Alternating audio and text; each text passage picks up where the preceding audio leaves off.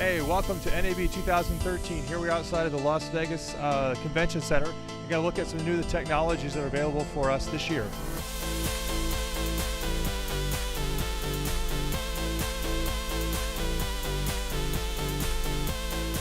All right, Stephen Husett here with the ITS Contact Center. We are at the Blackmagic booth. They have outdone themselves again this year. They got some incredibly new, awesome products.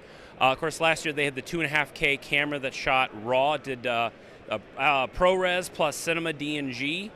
This year they have a 4K camera for about $1,000 more. It's just sub $4,000 for a 4K camera that does RAW, all the whole 9 yards. And we also have a Blackmagic Pocket Cinema camera, which does 1080p, but also does the RAW, that does the ProRes and the RAW Cinema DNG. We also have it doing 13 stops of dynamic range, which in my opinion is pretty impressive. All in a camera that's about this big. You'll see over here we have a Fujinon lens actually attached to an ARRI Fujinon lens. So that lens is probably about 6 or 7 times the price of the camera. But it actually takes a micro four thirds mount. So anybody who has like any Lumix lenses, any Olympus lenses, they'll fit right on the camera. So you have that going for you. Plus, of course, there's adapters for anything you need to do. We also have some really cool stuff over here. Disc recorders for if you're out in the field and you need to quickly dump your media. We got a HyperDeck shuttle. And so a lot of that does like the DNX HD format and very fast transfer rates. We also have the HyperDeck Studio. That's more of like a studio series where you can put like I think there's like 3 bays in there. And then last but not least, the HyperDeck Studio Pro, which is just bigger, better, faster, and a lot of cool stuff by Blackmagic here. All right, we are here in the Aja booth, or also called AJA. And we're looking at a couple really cool new products. They have is the KI Pro recorder. This is an external recorder, and they have it mounted on a couple Sony cameras. And they have a Sony F55 and also the Sony the F5. And what it's doing is it's actually pulling off the signal. They got 3G SDI coming off the camera. They're pulling the raw data there, and they're recording to ProRes 444. So everything coming off here is complete uncompressed chroma, and recording out to these recorders. What you can do is actually you can then take this, pull out the memory card, pull out the Aja card, stick it in your adapter, and just mount it right onto your laptop, pull all your data right off. So that's a pretty easy workflow right there. In the case of RAW workflow, for actually like taking 4K RAW files off of like a C500 or one of these other Sony cameras, what they'll actually do is use it as a pass-through, and so you won't be recording right onto the card. You'll actually be using that as more or less an adapter. It goes out Thunderbolt and then pops over into like your RAID array or something like that. And actually for the Canon C500, they have actually worked with Canon and their codecs. So what it's doing is it's actually pulling in the raw data and doing decoding it right there. You don't get raw, like raw cinema files, but you do get 444 compression. Only takes one 3G SDI cable instead of 4. Like I said, they've worked with Canon. Every company has, I guess, their own different proprietary codecs, the way they process everything. So you're only taking one cable out, and then it actually does all the decoding on the Aja box right there. And then last but not least, they also have a smaller one. It's an older one that was out last year for DSLRs, and so that's pretty cool. It will actually it doesn't do ProRes 444, it does ProRes 422, but still gives you a lot of bandwidth, a lot of latitude for post-production and whatnot. Good for putting on any of your DSLRs and so forth. So those are some cool things for field production and studio production from here at Aja. All right, I'm here with Jim in the Digital Anarchy booth. We're going to be talking about Beauty Box. Yep. So Jim, thank you so much for being with us. Tell us a little bit about what this product does. Yeah, sure. So Beauty Box is essentially digital makeup for video. People are used to retouching photos, but we released Beauty Box about 3 years ago. Kind of set the standard for doing retouching for video. And it's just a very easy way of, basically you set it up on the first frame. you click a button called Analyze Frame, we figure out what the skin tones are, and then we can build a mask based on that, and we can track those skin tones throughout the entire video clip. And so basically you set up on the first frame, we figure out what the skin tones are, you dial in how much smoothing you want, and then you just render it out. Oh, excellent, excellent. Now, what are some improvements for version 3 that weren't in the other versions? The automatic masking is a little bit better. We used to rely heavily on face detection, and so now we have multiple algorithms trying to figure out what the skin tones are. So it makes for a more accurate skin tone mask, which of course makes the effect just better overall. It's faster, we support more video cards, and we're also adding in sort of preset styles, so you can do color effects as well as just the basic retouching part.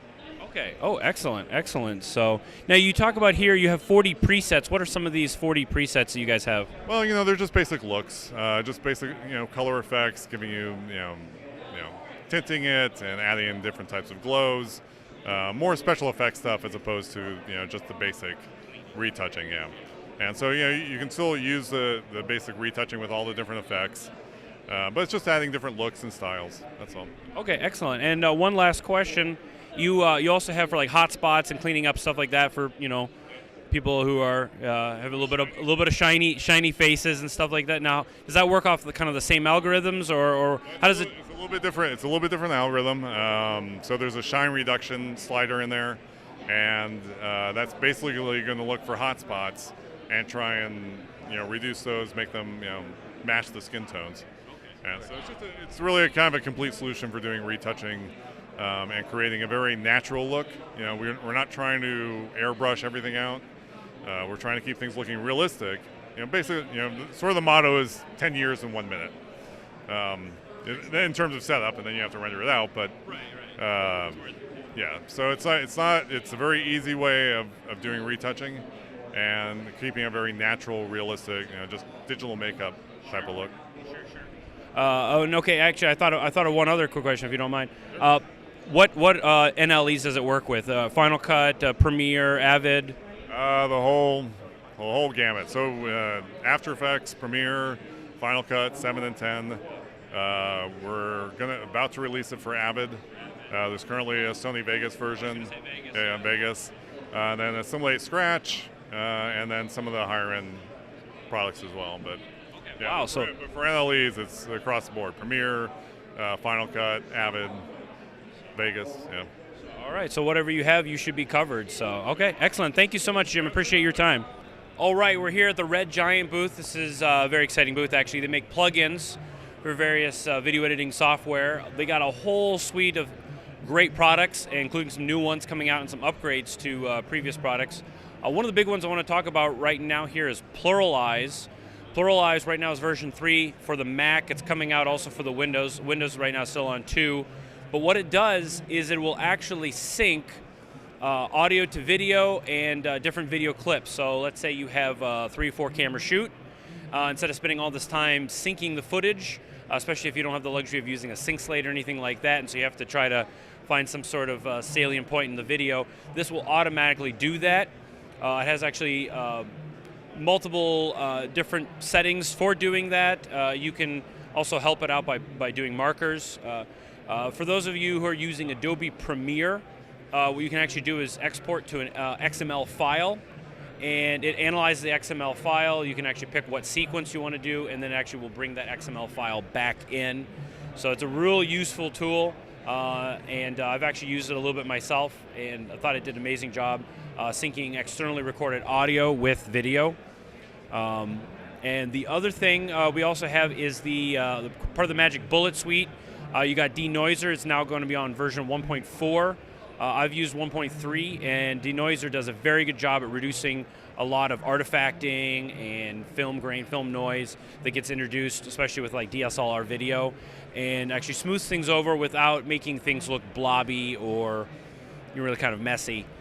So they're now upgraded to that. So we're going to take a look and see what what some of the new improvements are. They also have a whole guru pack for those of you who use in the Magic Bullet Suites, their looks.